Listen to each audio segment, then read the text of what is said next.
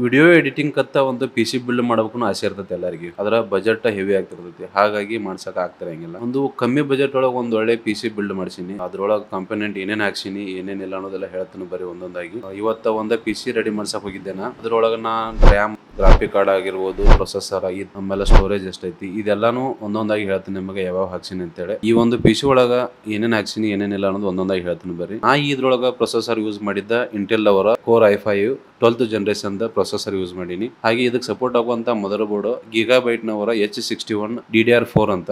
ಹಾಗೆ ಈ ಒಂದು PC ಗೆ ನಾನು ಪವರ್ ಸಪ್ಲೈ ನ ಜಬ್ರಾನಿಕ್ಸ್ ಅವರ VS650Z ಅನ್ನೋ ಒಂದು ಜಬ್ರಾನಿಕ್ಸ್ ಅವರ ಬ್ರ್ಯಾಂಡ್ ದ ಪವರ್ ಸಪ್ಲೈ ನ ಯೂಸ್ ಮಾಡೀನಿ. ಇದಕ್ಕೆ ಈಗ ಎಲ್ಲ ಓಪನ್ ಮಾಡ್ಸಕ್ ಸ್ಟಾರ್ಟ್ ಮಾಡಿದ್ನಿ ಅದೆಲ್ಲ. ಅದ್ರನ್ನ ಇದ್ರೊಳಗೆ ನಾನು ರ್ಯಾಮ್ ಯೂಸ್ ಮಾಡಿದ್ದು ಏಸರ್ ಬ್ರ್ಯಾಂಡ್ 16GB DDR5. ಆಮೇಲೆ ಇದ್ರೊಳಗ ಸ್ಟೋರೇಜ್ ಯೂಸ್ ಮಾಡಿದ್ದು ಜಬ್ರಾನಿಕ್ಸ್ ಅವ್ರ ಬ್ರ್ಯಾಂಡ್ ಅದನ್ನ NVMe SSD ಯೂಸ್ ಮಾಡೀನಿ 512GB 512GB ಮ್ಯಾಲ ಹಾಕೋದು ಬೆಸ್ಟ್. ನನ್ನ ಹತ್ರ ಇನ್ನೊಂದು ಎಕ್ಸ್ಟರ್ನಲ್ ಹಾರ್ಡ್ ಡಿಸ್ಕ್ ಇತ್ತ 500GB ಅದನ್ನೊಂದು ಇದಕ್ಕೆ ಆಡ್ ಮಾಡಿಸಿನಿ. ಹಂಗಾಗಿ ನಾನು 512GB SSD ಹಾಕ್ಸಿನಿ. ಅದಾದ್ಮೇಲೆ ನಾ ಇಲ್ಲಿ ಸ್ವಲ್ಪ ಬೇಸಿಕ್ ಗ್ರಾಫಿಕ್ ಕಾರ್ಡ್ ಹಾಕಿನಿ. ಅಂತ ಹೆವಿ ಗ್ರಾಫಿಕ್ ಕಾರ್ಡ್ ಏನ್ ಅಲ್ಲಿದು. ಈಗ ನಾರ್ಮಲ್ ಆಗಿ ವಿತೌಟ್ ಗ್ರಾಫಿಕ್ ಕಾರ್ಡ್ ಯೂಸ್ ಮಾಡೋದು ಏನೈತೆ ಅಂತೇಳಿ ಒಂದು ಕಮ್ಮಿ ಬಜೆಟ್ ನಲ್ಲಿ ಇರುವಂತ ಒಂದು ಪ್ರಾಂಟೆಕ್ ಕಂಪನಿದು ಗ್ರಾಫಿಕ್ ಕಾರ್ಡ್ ಯೂಸ್ ಮಾಡೀನಿ. 4GB DDR3 ಇದೆ. ಇದನ್ನೆಲ್ಲಾನು ರೆಡಿ ಮಾಡಕ ಒಂದು ಒಳ್ಳೆ ಕ್ಯಾಬಿನ್ ಬೇಕು. ಹಾಗಾಗಿ ನಾನು ಜಬ್ರಾನಿಕ್ಸ್ ಅವ್ರದನ್ನ ವೈಟ್ ಕಲರ್, ಬ್ಲ್ಯಾಕ್ ಬೇಡ, ಬ್ಲ್ಯಾಕ್ ಸ್ವಲ್ಪ ನೋಡಕ್ ಅಷ್ಟ ಲುಕ್ ಅನ್ಸೋದಿಲ್ಲ ಅಂತೇಳಿ RGB ಲೈಟ್ ಇರುವಂತಹ ಒಂದು ವೈಟ್ ಕ್ಯಾಬಿನೆಟ್ ಸೆಲೆಕ್ಟ್ ಮಾಡೀನಿ. ಇದೆ ನೋಡ್ರಿ ಕ್ಯಾಬಿನೆಟ್. ನೋಡಕ್ ಭಾರಿ ಲುಕ್ ಐತಿ, ಹೆವಿ ಐತಿ, ವೇಟ್ನು ಪ್ರೈಸ್ನು ಅಷ್ಟು ಹೆವಿ ಇಲ್ಲ. 3200 ರೂಪಾಯಿ 3000 ಐತಿ ಅಷ್ಟ.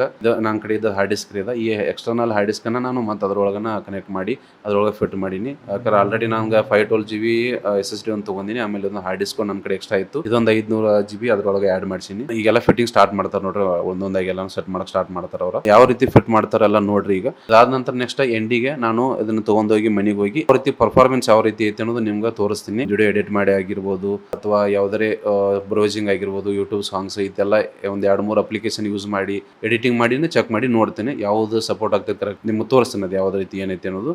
ಉಳಿದಿದ್ದು ನಾನು ಏನೇನು ಚೆಕ್ ಮಾಡೀನಿ ಏನಿಲ್ಲ ನೋಡೋರಂತೆ. ಈಗ ಏನೈತಿ ವಿಡಿಯೋ ಜಸ್ಟ್ ಅವ್ರು ರೆಡಿ ಮಾಡೋದು ನೋಡ್ರಿ.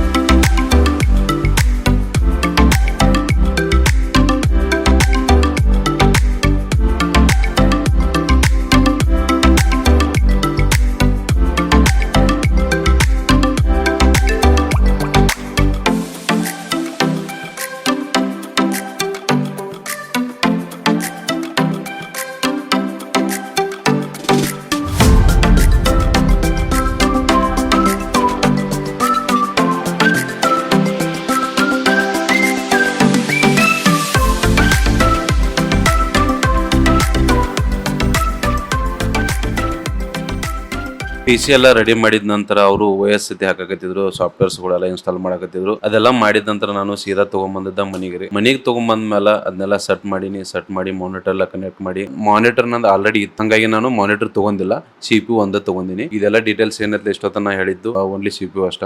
ಅದೆಲ್ಲ ರೆಡಿ ಆದ್ಮೇಲೆ ನಾನು ಮನೆಗೆ ತಗೊಂಡ್ಬಂದೆ. ಅದನ್ನ ಮನೆಗೆ ತಗೊಂಡ್ಬಂದು ಚೆಕ್ ಮಾಡತ್ತಿದ್ದೆ ಏನೇನಾಗೈತಿ, ಹೆಂಗಾಗೈತಿ, ಯಾವ ತರ ಸ್ಪೀಡ್ ಐತಿ ಏನಂತೇಳಿ. ಈಗ ಅದನ್ನ ತೋರಿಸ್ತಾನೆ ನಿಮ್ಗೆ ಒಂದೊಂದಾಗಿ. ಮನೆಗೆ ಬಂದು ಎಲ್ಲ ಸೆಟ್ ಮಾಡಿದ ನಂತರ ಫಸ್ಟ್ ಈಗ wall paper Ganesh photo wall paper ಇಟ್ಟಿದ್ದ. ಅದಾದ ನಂತರ ಪ್ರೀಮಿಯರ್ ಪ್ರೋ ಸಾಫ್ಟ್ವೇರ್ ನ ಅವರಲ್ಲಿ ಇನ್ಸ್ಟಾಲ್ ಮಾಡ್ಕೊಂಡ್ ಬಂದಿದ್ನಿ. ಅದ್ ಮನಿಗ್ ಬಂದ್ಮೇಲೆ ಆ ಸಾಫ್ಟ್ವೇರ್ ಯೂಸ್ ಮಾಡಾಕ್ತಿದ್ದೆ. ಈಗೇನ್ ನೋಡತ್ತಿಲ್ಲ ನೀವು PC ಬಿಲ್ಡ್ ವಿಡಿಯೋ ಇದ್ರೊಳಗನ ಎಡಿಟ್ ಮಾಡಿದ್ ನಾನು. ಈಗೇನ್ ರೆಡಿ ಮಾಡ್ಕೊಂಡ್ ಬಂದಲ್ಲ PC, ಅದೇ PC ಒಳಗನ ಎಡಿಟ್ ಮಾಡಿದ್ದೆ ನಾನು. ಎಡಿಟ್ ಎಲ್ಲ ಸ್ಮೂತ್ ಆಗಿ ಆಯ್ತು ನನಗ, ಹಂಗೇನ್ ಬಾಳ ಕಾಡಿಸ್ಲಿಲ್ಲ. ಯಾಕಂದ್ರೆ ಒಂದು ಕಮ್ಮಿ ಬಜೆಟ್ ಒಳಗೆ PC ಅಂದ್ಮೇಲೆ ಸ್ವಲ್ಪ ಹೆಚ್ಚು ಕಮ್ಮಿ ಆಗ್ತೈತಿ, ಬಟ್ ಲ್ಯಾಗ್ ಆಗಂಗಿಲ್ಲ. ನನಗೆಲ್ಲ ಕರೆಕ್ಟ್ ಅನಿಸ್ತಿ. ಪ್ರೀಮಿಯರ್ ಪ್ರೋ ಯಾವುದೇ ನನಗೆ ಸಮಸ್ಯೆ ಇಲ್ಲದ ವರ್ಕ್ ಆಯ್ತು. ಅದಾದ ನಂತರ ಪ್ರೀಮಿಯರ್ ಪ್ರೋ ಅಷ್ಟ ಅಲ್ದನ ಸ್ವಲ್ಪ ಯೂಟ್ಯೂಬ್ ನು ಚೆಕ್ ಮಾಡೀನಿ. ಯೂಟ್ಯೂಬ್ ಸಾಂಗ್ ಹಚ್ಚಿ ನೋಡೋದು, 4K ಇಟ್ಟು ಚೆಕ್ ಮಾಡೀನಿ, HD ಇಟ್ಟು ಚೆಕ್ ಮಾಡೀನಿ. ಯಾವುದೇ ಪ್ರಾಬ್ಲಮ್ ಇಲ್ಲದ ವರ್ಕ್ ಆಗ್ತಿತ್ತು. ಕೆಲವೊಂದ್ಸತಿ 4K ಸ್ಟಕ್ ಆಗ್ತಿತ್ತು, ಯಾಕಂದ್ರೆ ನೆಟ್ವರ್ಕ್ ಇಶ್ಯೂ ಇಂದ ಸ್ಟಕ್ ಆಗ್ತಿತ್ತು. ಹಂಗಾಗಿ HD ಇಟ್ಟು ನೋಡಿನಿ, HD ಅಲ್ಲಿ ಯಾವುದೇ ಸಮಸ್ಯೆ ಆಗ್ಲಿಲ್ಲ, ಕರೆಕ್ಟ್ ಆಗಿ ವರ್ಕ್ ಆಗ್ತಿತ್ತು.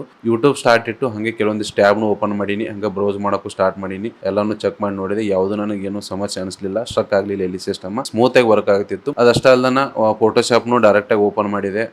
ಬ್ಯಾಕ್ ಗ್ರೌಂಡ್ ಒಳಗ ಯೂಟ್ಯೂಬ್ ನು ಆನ್ ಇಟ್ಟಿದ್ದೆ. ಇದಷ್ಟ ಅಲ್ದನ ಡೈವೆನ್ಸಿ ಸಾಫ್ಟ್ವೇರ್ ನು ಇನ್ಸ್ಟಾಲ್ ಮಾಡ್ಕೊಂಡೆ ನಾನು. ಡೌನ್ಲೋಡ್ ಮಾಡಿ ಇನ್ಸ್ಟಾಲ್ ಮಾಡ್ಕೊಂಡು ಅದನ್ನು ವರ್ಕ್ ಮಾಡಿ ನೋಡಿ. DaVinci Resolve ಸ್ವಲ್ಪ ಲ್ಯಾಗ್ ಆಗ್ತೈತಿ. ಯಾವ್ದಾರ ನೀವು ಎಫೆಕ್ಟ್ ಹಾಕಿದ್ರಿ ಅಂದ್ರ ಸ್ವಲ್ಪ ಸಮಸ್ಯೆ ಆಗ್ತೈತಿ. ಅದ್ ಬಿಟ್ರೆ ಉಳಿದಿದ್ದೆಲ್ಲ ಓಕೆ. ಪ್ರೀಮಿಯರ್ ಪ್ರೋ ಮಾತ್ರ ನೀವು ಆರಾಮ ಯೂಸ್ ಮಾಡ್ಕೋಬಹುದು. ಯಾವುದೇ ಸಮಸ್ಯೆ ಇಲ್ಲ, ಯಾವುದೇ ಸ್ಟಕ್ ಆಗಂಗಿಲ್ಲ. DaVinci Resolve ನೀವು ಯೂಸ್ ಮಾಡಕ್ತೀರಿ ಅಂದ್ರೆ ಒಂದು ಒಳ್ಳೆ ಗ್ರಾಫಿಕ್ ಕಾರ್ಡ್ ಇರುವಂತ ಸಿಸ್ಟಮ್ ಬೇಕೇ ಬೇಕು. ನಮಗ ಬೇಸಿಕ್ ಆಗಿ ಒಂದು ಎಡಿಟಿಂಗ್ ಸಾಫ್ಟ್ವೇರ್ ಪ್ರೀಮಿಯರ್ ಪ್ರೋ ಜಾಸ್ತಿ ಯೂಸ್ ಮಾಡ್ತೀವಿ. ಹಂಗಾಗಿ ಆ ಒಂದು ಸಾಫ್ಟ್ವೇರ್ ಯಾವುದೇ ಸಮಸ್ಯೆ ಇಲ್ಲ, ಆರಾಮಾಗಿ ಯೂಸ್ ಮಾಡತ್ತೀನಿ. ಏನು ತೊಂದರೆ ಇಲ್ಲ ನನಗೆ ಅದ ಯೂಸ್ ಮಾಡಕ.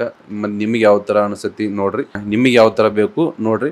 ಏನೈತಿ ಅದ್ ನಿಮಗ ಕ್ಲಿಯರ್ ಆಗಿ ಹೇಳಿನಿ. ಒಂದ್ ಒಳ್ಳೆ PC ಐತಿ ಒಂದ್ ಬಜೆಟ್ ಒಳಗ. ಗ್ರಾಫಿಕ್ ಕಾರ್ಡ್ ಆಡ್ ಮಾಡ್ಕೊಂಡ್ಬಿಟ್ರೆ ಮುಗೀತು. ಒಂದ್ 15,000 20,000 ಒಳಗ ಒಳ್ಳೆ ಗ್ರಾಫಿಕ್ ಕಾರ್ಡ್ ಆಡ್ ಮಾಡಿದ್ರೆ ಮುಗೀತು. ಹೆವಿ PC ಆಗತ್ತೆ. ಆಮೇಲೆ ನೀವು ಆರಾಮ್ ಫ್ರೀ ಆಗಿ ಯೂಸ್ ಮಾಡಬಹುದು. DaVinci ಆಗಲಿ ಯಾವುದೇ ಸಾಫ್ಟ್ವೇರ್ ಆಗಲಿ ಹೆವಿ ಸಾಫ್ಟ್ವೇರ್ ನ ಯೂಸ್ ಮಾಡಬಹುದು. ಗೇಮಿಂಗ್ ಆಡಬಹುದು. ಈ ವಿಡಿಯೋ ಇಲ್ಲಿಗೆ ಎಂಡ್ ಆಗ್ತೈತ್ರಿ. ಹಂಗಾಗಿ ಈ ಒಂದು ಚಾನಲ್ ನ ಸಬ್ಸ್ಕ್ರೈಬ್ ಮಾಡ್ಕೋರಿ. ಮತ್ ಮುಂದಿನ ವಿಡಿಯೋದಾಗ ಸಿಗೋಣ. ಅಲ್ಲಿವರೆಗೂ ಎಲ್ಲರಿಗೂ ಧನ್ಯವಾದ.